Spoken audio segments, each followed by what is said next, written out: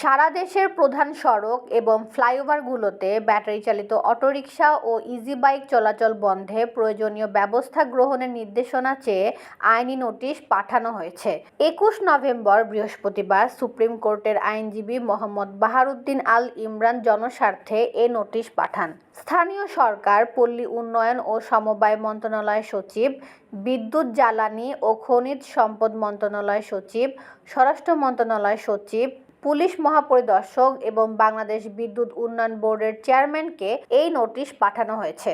নোটিশে গণমাধ্যমে প্রকাশিত প্রতিবেদনে সংবাদ তুলে ধরে বলা হয়েছে, সারা দেশে অনিয়ন্ত্রিতভাবে অটো ও ব্যাটারি চালিত রিকশার চলাচল বৃদ্ধি পেয়েছে। আগে অলিতে গলিতে চলাচল করলেও বর্তমান সময়ে এসব রিকশা চালকরা সড়ক, মহাসড়ক এমনকি ফ্লাইওভারের উপরেও নৈরাজ্য সৃষ্টি করে চলেছে।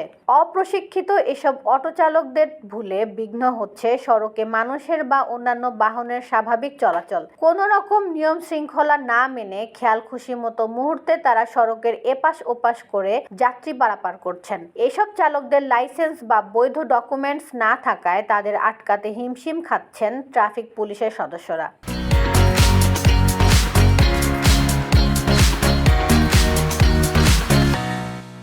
নোটিশে আরও বলা হয়েছে, অটোরিকশা বা ইজি বাইকের ব্যবহৃত ব্যাটারিগুলোর চার্জ নির্ভর। প্রতিদিন একাধিকবার এর ব্যাটারি চার্জ করতে হয়। ব্যাটারি চার্জ দেওয়ার জন্য অবৈধভাবে কয়েক হাজার গ্যারেজ গড়ে তোলা হয়েছে।